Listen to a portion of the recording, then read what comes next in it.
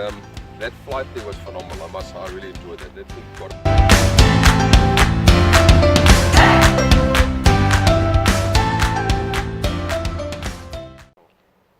What's up, Global Connection?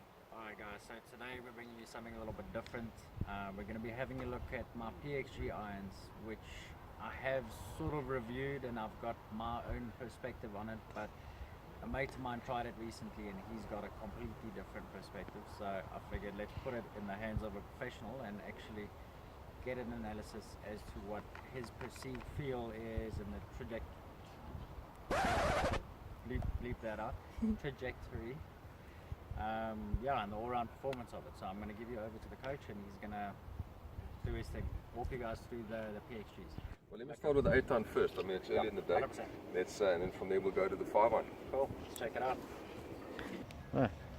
Okay.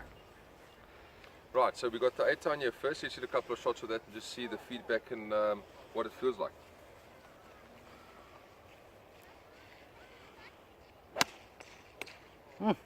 Sounded pure.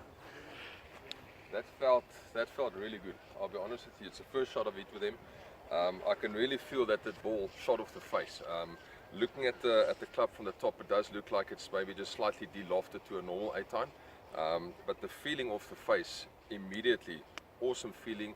That's where the forged sort of the forged steel plays a big role. Nice and soft off the face. Personally, for me, it came out quite high, but very penetrating. There was no ballooning on it. So it's another 1 or 2 and just see with this 8-iron. The coach is getting diplomatic. He doesn't want to say it's high or penetrating so that he can please both of us. That's a lovely golf swing. I do like it, I must say. The feel is nice, the flight's nice. It definitely, I like the launch. I mean, I personally prefer also to hit the ball a little bit higher. Seeing that where we are staying up in the high flight, you want the ball to spend as much time through the air as possible. So for my golf, liking to hit the ball quite high, and if you look at the world's best players, and it was just shown again this weekend at the WGC, you look at McElroy and those boys, they hit the ball tremendous heights and the ball just spends forever through the air. So I can really feel it's a very, I mean, I stroked both those quite well. You can sort of see there both of them came out pretty much out of the center. Oh yeah. And the feel off the center was really, really good. So I'm going to go one more with the 8-iron and then just move over to the 5. I suppose also before you carry on there, the more time it spends in the air, the more control you've got on the green as well. Correct. Got less chance of hitting these hard greens. Correct. And it going off the back. So. Correct. And funny enough, funny you say that, Jurie, because one of the secrets is if you look at the PGA Tour, with those flags being so tucked, a good friend of mine, Jaco van Zyl, told me a couple of years when he had his PGA Tour card, one of the reasons he was actually struggling is because he didn't actually hit the ball high enough. So when the ball coming into the green, it was just too hot, shooting, hitting the surface and just sort of going sort of back through into the rough. And we all know where there's a little clover leaf pin positions, if you can't get that ball coming down almost sort of straight down onto the green, landing softly, you're at a disadvantage. So I can definitely see already here with that sort of extra weight at the bottom of the club with a slightly broader sole, there's definitely more launch on this. So that second shot launched a bit better. Which doesn't mean that you can scull it now, boys. If you can't knock it in the teeth, that's not going to work. But no, that's proper. That thing went a long way. Let me just see where that pitches. Oh, that's crazy. That flew about about 160, 165 meters with an 8-iron, and that's a range ball. So that is actually that's long. That's proper long. That flight there was phenomenal. I really enjoyed that. That thing got up in the air, even though it went high, it really came out penetrating. And then, as you mentioned, that thing with the sort of running up the face with that strike, that thing's going to stop dead on the green. So let's try the 5-iron and see. It's an interesting thing actually, that distance, because obviously these clubs, just to confirm for you guys, they are jacked up. The lofts are very strong. The 8-iron is the loft of basically a weak 7-iron. So in theory it should come out low and skid off the surface, a low spinning thing, but maybe that's to do with all those weights and stuff at the back that they've actually sort of found the balance between. Yes, I definitely think the broader sole and the extra weighting at the bottom, I mean, it gives you the forgiveness, I would almost say, right across the whole club face if you miss hitting it. But it's definitely launching the ball nicely, so you're getting that extra distance. But as you said, it's not going to come in hot and just hit the green and shoot over. It's coming in with a nice high flight. So it's interesting to see what the 5-iron does. So that's the 1 or 2 with the 5-iron.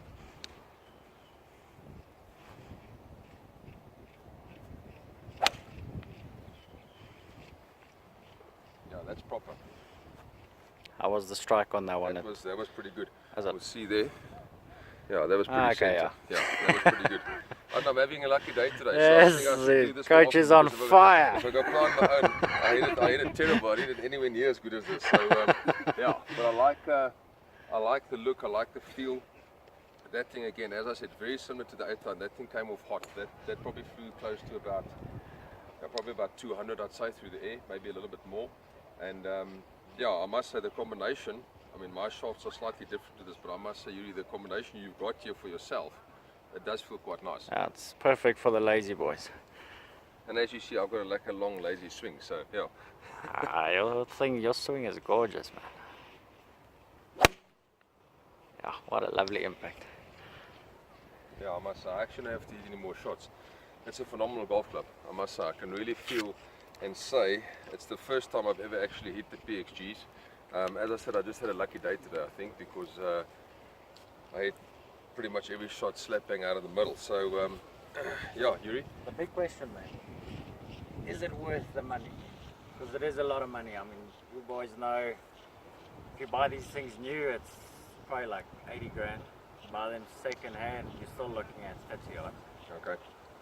Well, Is it worth 30 grand? well, put it this way. We're not endorsed by PXG by any means, so we're calling it real, Yeah. like we always do. Yeah.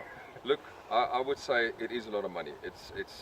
I think I've hit a set before that was made in Japan somewhere with a client of mine Vuuren that or actually had something maybe. that and something else that actually had gold in the back of the club. Ah, And that was like a yeah, lot yeah. more expensive. It actually makes PXG look cheap. Yeah. Sorry, but I'm just talking price rate I think it's wise. Omnas or So something. it's something strange, and that was a couple of 100,000 rand for a set, and it all depended on how much gold you had at the back. So that's Yeah. a completely different story. But performance-wise, and what this feels like, I'm probably not going to go out there and buy myself a new set every year.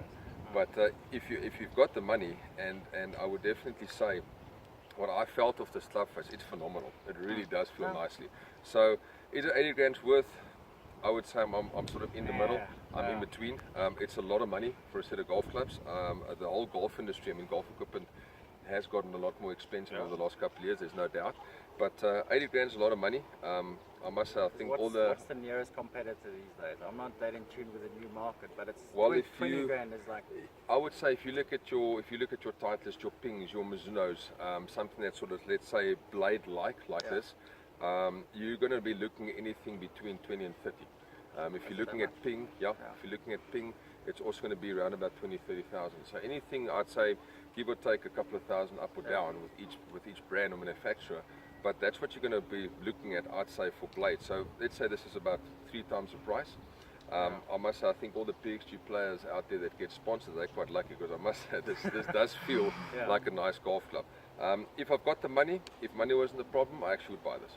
if to be you won honest that with you. 145 million Powerball, then you would buy it. So Yes, basically. and I actually just missed the Powerball, so otherwise I could have. Yeah. So anyway, but yeah. Lesson learned, play the Powerball, There no we go. gamble. There we go. So yeah, my Jurie, I would be honest. If I had the money, and I could purchase this, and I could get it fitted for me to my specifications, Yeah. I would buy that. I would say though, my honest opinion, I think a lot of people would go buy this just because of wanting to have it in their bag because they could afford it. That's that. I'm that guy. Yeah. So, but the club itself, phenomenal. Yeah. I'm really going to tell you, I like the club. It's got a great feel. The ball flight's phenomenal. Comes off nice and hot. As I said, I just had a lucky day. I think in my lucky charm. Every time I do a video with you, I hit the ball out the middle. So it was a bonus. So no, good club. It is a lot of money. I'm in between whether saying that it's sort of 80 grand worth, but I will also say if I've got the money to buy this, Yeah. I would go buy this. I think for the average guy to go and save for a year, Yeah. that doesn't, realistically, it doesn't make sense. No, because the problem is, it's like anything else. The problem with this is let's call it the Rolls Royce of golf clubs at the moment. So if you take this Rolls Royce, you play with it for 6 months, you take it back, you're going to lose more than half your money. yeah. So that's the other problem. Yeah. So as you're saying, to spend out, or sort of to save up and have enough cash to buy this, and then 6 months later you decide, sorry, this is actually not for me, well then you're going to have a hell of a Yeah, loss. you've lost And your that's investment. that's a problem. By the time you've saved up enough to actually get these, there's probably going to be another model out there. Correct. Anyway, so you're always at the back end. Correct. But with that said, it is a good setting club. It's a good set of It clubs. is a very good setting club. Bottom line. All right. Cool. Guys, up to you.